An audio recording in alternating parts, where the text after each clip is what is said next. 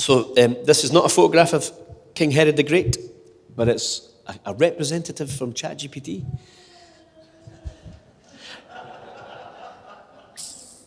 I did say base it on general feelings about what he would look like and the era he came from, but who knows. But the picture on the right is a reconstruction of one of his buildings, and it's the Antonia Fortress.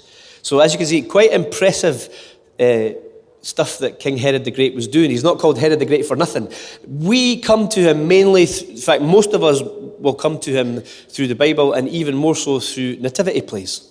My younger brother, or youngest, only brother. My brother was King Herod in a nativity play, and even my parents thought he was typecast.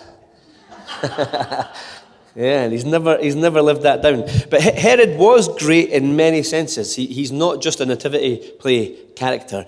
We'll see soon, he extended the kingdom, or he had a kingdom throughout the Middle East. But his reach went all the way to Rome. He was known and friendly with emperors. He even sent 2 of his children to grow up in Rome under the care of Emperor Augustus. He built what we call Samaria. He rebuilt a city in honor of Emperor Augustus. He was known throughout, way beyond Israel and the region, because he had buildings in his name. Interesting, right? We'll see a photo of a coin of his. He was astute. He was clever, because the Jews didn't like images, obviously. Don't have a graven image. And so on his coins, he didn't put his own head, even though that might have been expected. It had King Herod and an image of something completely different, not his image. And in Israel and Jerusalem, or Samaria, he didn't have any images of himself, no statues of himself apparently. But outside of Israel, he did. So he played ball with the Jews. He maintained, apparently maintained Torah at home. And then in the wider Roman Empire, he had statues in his name and plinths and all kinds of stuff. So he was very clever. Herod, if you think back to where we were looking in the last few weeks, Herod was Idumean, and that means he was an Edomite, or he was half Jewish, okay? So if you think back to how many weeks we've been talking, you're probably fed up hearing about Edom and looking at it on maps. But remember, they had often been an enemy of Israel, but Herod was at least half Edomite. So he wasn't really or purely Jewish. He collaborated with Rome. And so he was a very mixed popularity. And we'll see soon he was pretty brutal as well. Last week I said they didn't have a king, and that's shorthand. They didn't have the king they wanted. They are waiting when they return to Jerusalem, when they rebuild or begin to rebuild the city and the temple. What they really want is to re-establish the Davidic kings. But instead of that, first of all, they have the Hasmoneans. So they have a group who are the ruling class, who are high priests and eventually call themselves kings. And they actually create an independent Israel for a very short period, because they beat what we would now call Greeks. So they beat the Greek Empire. And for over 100 years, they have some form of independence under the Hasmoneans. But King Herod takes that over. And when the Hasmonean family collapse, the Herodian dynasty begins. Herod is very far from the king that the Jews wanted. However, even his enemies apparently said, "You have never seen a beautiful building until you have seen the temple of Herod in Jerusalem." This is another reconstruction on the left. It was, an amazing structure. After they got back, in the story of Ezra and Nehemiah, they rebuild the temple, but Herod makes it even bigger and even grander. And on the right is a place called Masada. I don't know if any of you have ever been there. You can't really get its beauty and power from this, but it's an enormous rock, so it's a huge fortress, and he had all beautiful gardens and buildings on the top. This is obviously hundreds and hundreds of years later when it's fallen apart. So Herod had extensive building programs. He re-established the kingdom, but he was not independent. If you can think back to some of the images we looked at in the last few weeks, remember David's kingdom came away down here. It went similarly up into Syria and beyond, but it came away down here. So it's not quite the kingdom of David. And in fact, it's granted to him it's granted to him through his relationship with Rome. So he's not an independent king, he's a vassal. He can rule, but he has to go and ask permission from the emperor when he wants to do stuff. That's a coin. That's one of King Herod the Great's coins here on the left. That says king, so in Greek. But as you can see, it's not an image of his head. And here is a little bit of the family tree. King Herod the Great is the one in the circle. But if you look down the left, right, that's 3 of his sons that he killed. So the kind of brutal picture we have in the New Testament of Herod is not unusual and not out of place. What made me laugh is that Doris is a real name in those days. There's me just thinking Doris was a Scottish name for people, Anyway, so Doris and her roommate had Antipater. And Antipater was a favourite for quite a long time, so he didn't get killed till quite late on. But Herod had, we kept it simple, he had 2 wives with the same name, which is smart. And through Mariamne the First, he had Alexander and Aristobulus. Mariamne the Second, he had Herod, and they call him Philip, because obviously Herod is a confusing name. There's Herodias and Salome. Now, if memories, wait now. This is really confusing, look. Because you've also got Philip the Tetrarch with Salome of Herodias. So one of them, I think, is the one that beheaded John the Baptist, is what I'm trying to work out which one. You can work out which one it is. You've got Malthace, which sounds like a Harry Potter person, and she was the mother of Archelaus and Antipas. They're the ones that survive and go on to rule. And then you've got Philip the Tetrarch. So by the time you hear of Jesus' ministry, it's Philip the Tetrarch and Antipas and Archelaus we hear about. It's no longer Herod the Great. So when it says Herod at different points in the New Testament, it's not always the same Herod you think it is. You have to think Herod the Great died around about the time that Jesus was born, or not long after. So it's one of his sons after that. But as I said, so he was very suspicious of his children trying to overthrow him. And so he had to ask the emperor for permission, and the emperor gave him permission. So at different points, he killed Antipater, Alexander, and Aristobulus. So in all, Herod had 10 wives. And this is just some of them. We don't even have all of them up here. And these are the children that he murdered in order to protect his throne. Let me read to you a very interesting little section. Sit back comfortably. So Herod made his 4th will. Apparently Herod made 6 wills in all, okay? So every time he fell out with another child, he rewrote his will and then got rid of the child. So Herod made his 4th, don't be getting any ideas, by the way. Remember that the Bible is not always teaching you ethics. Sometimes it's just a story. Right. So Herod made his 4th will by naming Antipater as the sole heir. But becoming impatient to gain the throne, Antipater attempted to poison Herod. However, this plot failed when Herod's brother, Pheroras, drank the poison by mistake. Herod imprisoned Antipater and reported his attempt on his life to the emperor. Becoming very ill, Herod drew up the 5th will, of which he bypassed his oldest sons, Archelaus and Philip, because Antipater had turned Herod's mind against them. And he chose his youngest son, Antipas, to succeed him as king. It's against the background of palace intrigue that Matthew recounts the circumstances surrounding the birth of Jesus. So this is the background, the political background that Jesus is born into. After Herod dies, I think, if I remember rightly, 2 of the other sons go to court to try and say that his 6th will, he wasn't competent to write it. So, you know. But anyway, so it's against this background of intrigue that in the palace that Jesus is born. Remember Chronicles. Remember how Chronicles begins with 8 chapters of lists of names. Well, what does Matthew do? He begins. Can you see how obvious he's being? If you're Jewish, you've read Chronicles, you've got this big list of names, and you get to Matthew and you start with a big list of names. An account of the genealogy of Jesus the Messiah, the son of David, the son of Abraham. Abraham was the father of Isaac, and Isaac the father of Jacob, and Jacob the father of Judah and his brothers. Then a big chunk I'm missing out. And Eliud the father of Eleazar, and Eleazar the father of Matan, and Matan the father of Jacob, and Jacob the father of Joseph, the husband of Mary, of whom Jesus was born, who is called the Messiah. Matthew couldn't be any more obvious what he's trying to tell you and I. Because You'd have thought by rights that would have finished with the story of Herod, and it didn't. Matthew has identified that there's another king, and it's not the one that the Jews have at that time. With that in mind, let's read chapter 2, 1 to 12. Now, 1 second.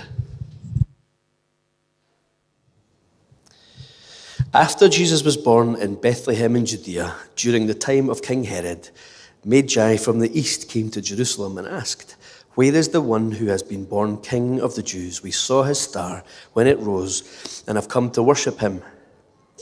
When King Herod heard this, he was disturbed, and all Jerusalem with him. When he called together all the people's chief priests and teachers of the law, he asked of them where the Messiah was to be born. "In Bethlehem in Judea," they replied, "for this is what the prophet has written. But you, Bethlehem, in the land of Judah, are by no means the least among the rulers of Judah, for out of you will come a ruler who will shepherd my people, Israel." Then Herod called the Magi secretly and found out from them the exact time when the star had appeared. He sent them to Bethlehem and said, "Go and search carefully for the child. As soon as you find him, report to me, so that I too may go and worship him." After they had heard the king, they went on their way, and the star they had seen when it rose went ahead of them until it stopped over the place where the child was. When they saw the star, they were overjoyed. On coming to the house, they saw the child with his mother Mary, and they bowed down and worshipped him. Then they opened their treasures and presented him with gifts of gold, frankincense, and myrrh. And having been warned in a dream not to go back to Herod, they returned to their country by another route. Amen. So King Herod is old. He seems to be getting even more paranoid. He is power mad. He's conflicted. He's heavily compromised. He's beholden to the emperor. And he is trying to establish and continue his kingdom and control it after his death. He's already killed at least 3 of his sons and a lot of other people. In fact, twice when he left home, he told them to kill Mariamne. I think it's the first one. So if he was to not return, he told them to kill his wife. And when she found out about that, she started to plot against him, as you can imagine. So you can imagine what his home was like. You think your home's bad? You think you live in tension? Well, look at what he was living in. Look at what he was doing to his nation. And then think about God's answer in all of that. They have been waiting for the re-establishment of the Davidic kingdom. Instead, they have the Herodian dynasty, and it is not looking good. The people of Israel are still oppressed. They are still ruled by people from other nations. They still seek autonomy. The uprisings and revolts that have happened in the meantime that established the Hasmonean dynasty has failed. And God finally sends his king. But he doesn't do anything like the way we would expect, does he? Jesus' answer to an evil, murderous, power-crazed bully of a king, God's answer to that is to send a little baby whose life is immediately in danger, who's born in the middle of nowhere, who's not born in the capital, he's not born into the monarchy, he's born in Bethlehem on the edge. He's brought up in Nazareth. God's answer to the abuse of power, God's answer to the fear, is so small that it's almost insignificant. It's almost unseen, almost irrelevant. And yet, as we saw, the kingdom of that child is still growing today, and it encompasses the entire universe. And it's made me think for us today, obviously, the first point of reference and the first point that is relevant is that he is our king.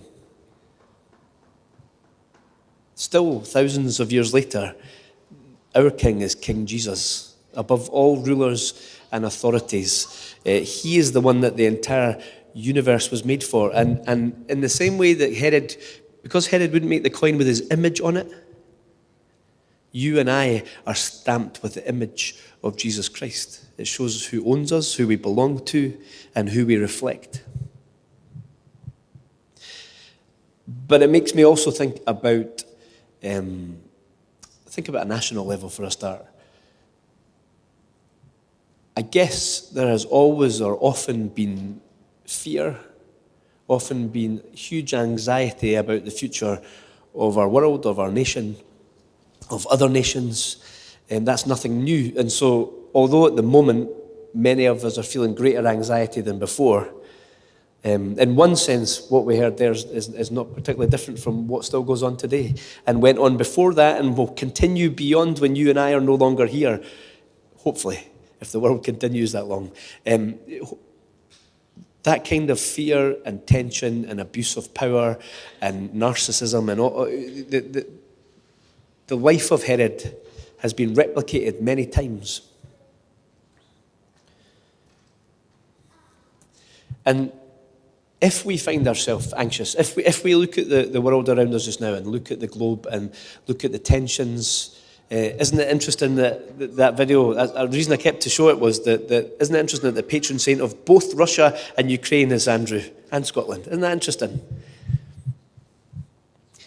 As we look out across the globe and we look with anxiety and concern, as we look in our own society and see tension and division, as we look further afield and see despots and tyrants, maybe some of the behaviour of Herod you see in the vanity projects of others or in the megalomania or narcissism of leaders today. But God's answer is still the same, and it seems quiet and small and insignificant. God's answer is still that baby from Bethlehem to the powers and dominions and authorities that are causing fear to us today.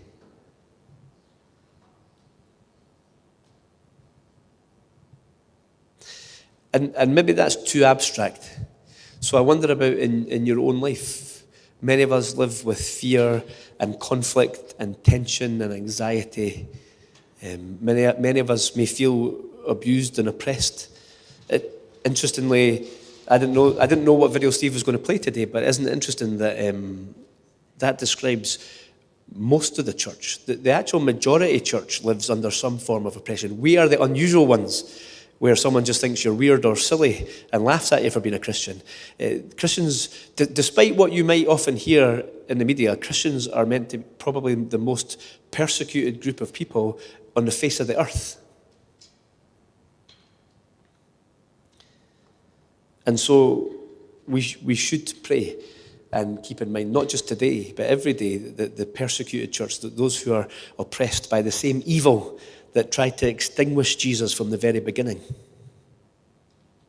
But at that smaller level, at that home level, if you are living with fear and concern, if you feel oppressed, if you feel that people are bullying you or that you are living under other people's power or authority, then God's answer to you is the same again. And it might still seem small and insignificant, but that answer remains King Jesus.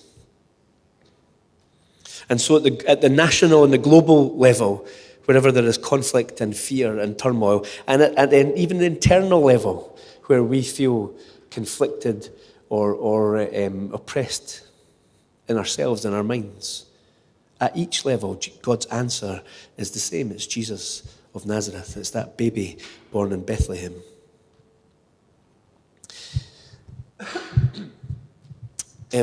I've been having a conversation with one or two of you this week in this kind of area, which was very apt when I came to this text. And it was about the way that some of us in the church are responding to fear and oppression and tension and division. It's a serious mistake for Christians to forget God's answer to human abuses of power and authority. It's a serious mistake for us to forget how God responds to oppression and bullying. He sends Jesus who seems so small and so quiet and so insignificant in the face of what looks like much greater power. This is not a comment on nations warring against nations, but sometimes the church feels that what we need to do is get a bit more muscular. Sometimes the church feels like what we need to do is get a bit more aggressive.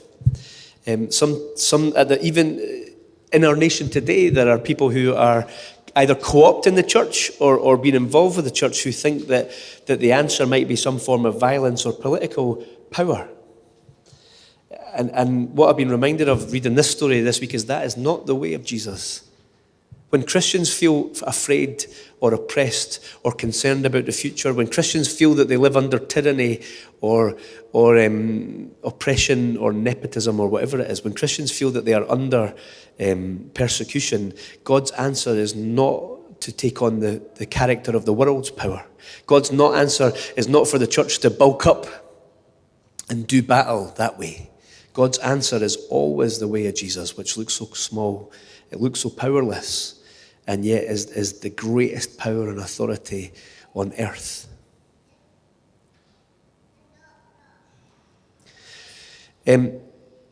Untangling church and nation is difficult. Untangling our history between the church and violence is difficult. I'm not going to pretend I can do it easily. I'm not making any comment on whether we should fight in the service of our nation. But the church has never been encouraged by God to fight physically. The church has never been encouraged by God to become violent or to use the means of political power. Personally, that's why I feel slightly nervous when Christians try to harness their political power to pressurize others to behave the way we want them to behave, or to pressurize others into accepting our point of view. Because God's way has always been that small, gentle way of Jesus that is more powerful than anything else. Herod's kingdom fell, but so did the entire Roman Empire, didn't it? And I still remember the partying on the walls, or the remnants of the wall in 1989 when the Iron Curtain fell. All powers and authorities will fall before the feet of Jesus. And it's not through Christians being violent or oppressive back. It's through Christians following that small, powerless, apparently insignificant way of Jesus. And so whether it's the oppression that you feel, whether it's the personal power structures you work within that you feel are pressing down upon you, or whether it's at a national or a global level, we can trust that small child born in Bethlehem, we can trust that he will overcome all of these powers and authorities. We're told in the New Testament that one day every single authority and power will kneel at the feet of Jesus Christ, the way those magi came from miles and miles to fall at his feet. And we should not give in to the temptation to try and become more muscular or oppressive or violent back.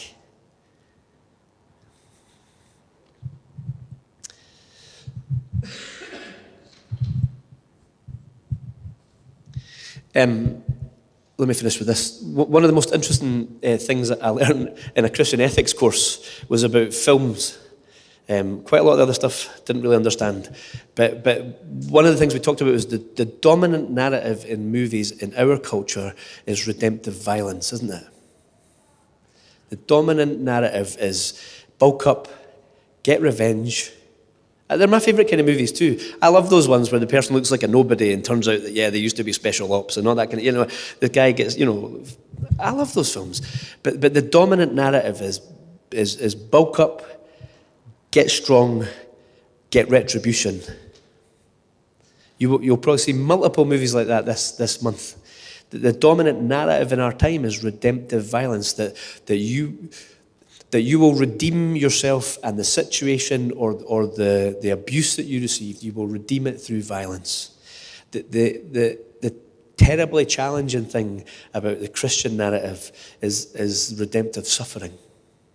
It's through the insignificance, the apparent powerlessness, and the suffering of Jesus of Nazareth that every power and authority has been beaten. And as a Christian, that is a terrifying prospect. It's through the suffering of the church. It's through the suffering of the saints, and especially through the suffering of the Son, that all evil will ultimately be overcome. Let's pray.